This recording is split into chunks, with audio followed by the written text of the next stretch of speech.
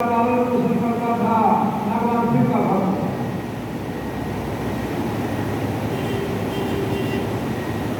रानी भी उसी प्रकार भगवान शिव की भक्ति में लगी रहती थी, लेकिन पुत्र भी पिता माता के साथ ही पूजा में लगा रहता था। एक दिन की बात है, सायंकाल का समय था। उसी राज्य का कोई चोर था, मंत्रियों ने पकड़ करके आके राजा के सामने खड़ा किया, महाराज क्या चोर है, इसको क्या दंड देना चाहिए। महाराज सिंह नरेश अपने पूजा में बैठे हुए, कोलाहल सुनकर बाहर आए, पूजा छोड़ दी, भगवान शंकर की पूजा छोड़ दिया। बाहर आए, मंत्रियों ने जब बताया तो उस चोर को मृत्युदंड की सजा दे दी। पूजा छोड़ करके उसको मृत्युदंड की सजा दे दी।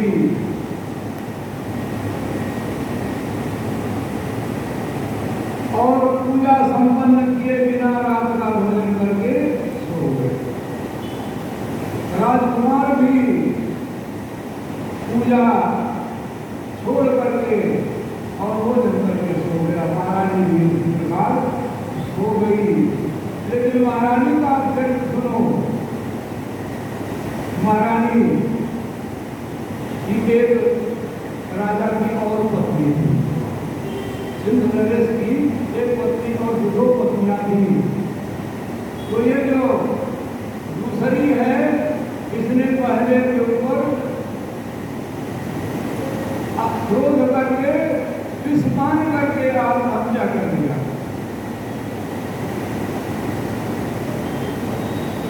शौक के ऊपर उसने अपने आत्महत्या कर दी थी। वही राजा विदर्भ देश के राजा सत्यरथ हुए थे और ये उन्हीं की स्त्री महारानी थी।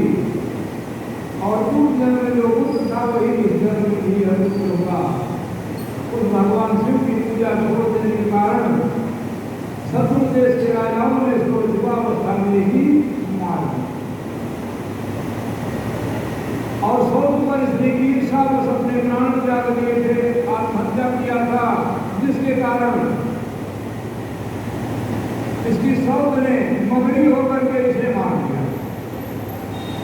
वही मगरी थी, मगरमच्छ वो इसकी शौक थी, उसने बदला पूरा कर दिया।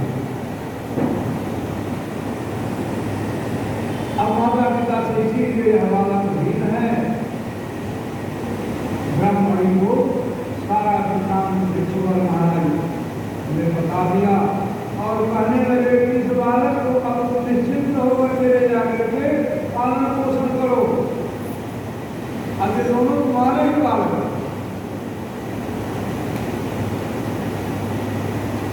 अब ब्राह्मणी भिक्षा वृत्ति करके दोनों बच्चों का पालन पोषण करते।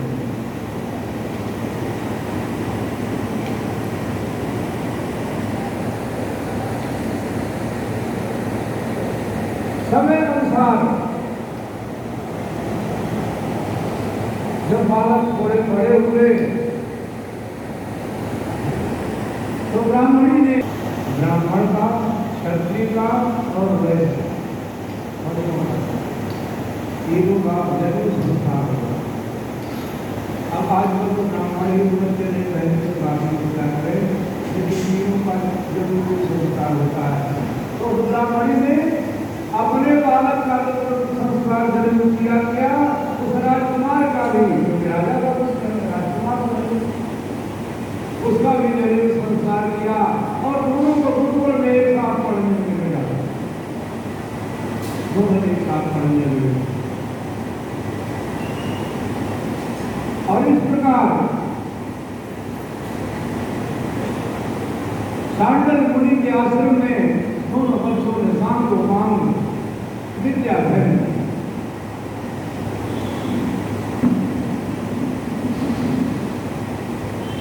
और नियम पारायण पूर्वक भगवान शंकर जी के भक्त होकर के भक्त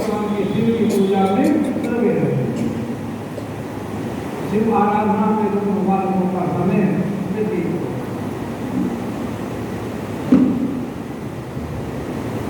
एक दिन दोनों बालक द्विज कुमार और राजकुमार, ब्राह्मण बालक द्विज कुमार हुआ और राजकुमार राजा द्विज कुमार और ब्राह्मण कुमार दोनों स्नान करने के लिए गए।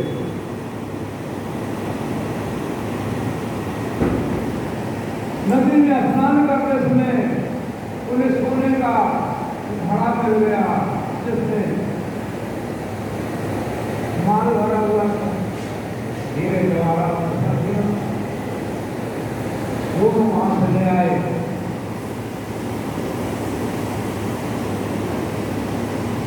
और उस घर में रह करके उन्होंने भगवान शिव की कप्तान को कुछ नहीं था और धन संपत्ति हो गई तो और बढ़िया विधान से भगवान शिव का पूजन करने लगे, शिव आराधन में लग गए। एक दिन की बात है, राजकुमार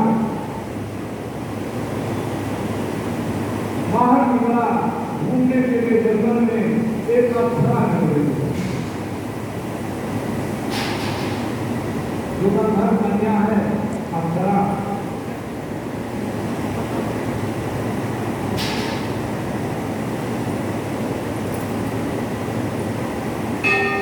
गंधर्व कन्या जब आ गई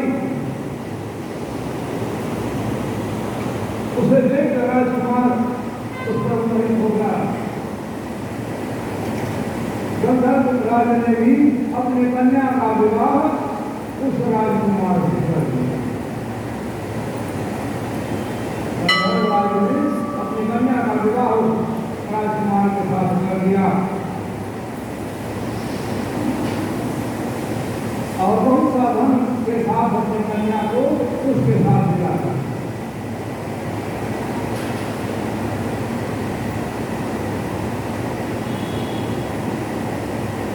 राजकुमार ने कहा मैं रहूंगा कहाँ, संपत्ति कहाँ लेके जाऊंगा। उसने कहा अपना परिचय बताओ। परिचय बताया निदर्राज सदरथ का पुत्र।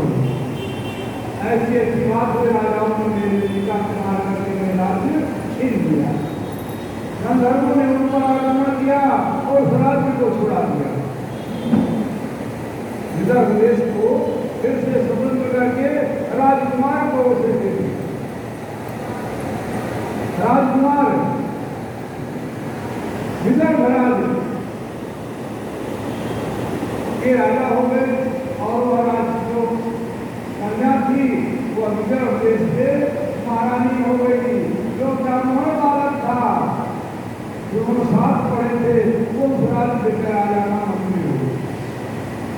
और जो प्रिया पालन पोषण कर रही थी, इन दोनों बच्चों का पढ़ाया लिखाया बड़ा किया तो राजमाता हो गई। उसे राजमाता को स्थान मिला। निष्कंटक तीनों राज्य को भोगने लगे। ब्राह्मण कुमार और इस प्रकार तीनों जो वहां राज्य भोगने लगे। इस राजा का नाम था धर्मगुप्त। सत्यरथ का पुत्र था जो किसी प्रकार किसी के द्वारा मालूम कुशल हुआ, बाद में उसका वापस राज्य से भेज दिया और वह राजा धर्मगुप्त हुआ। धर्मगुप्त को सभी जानते हैं,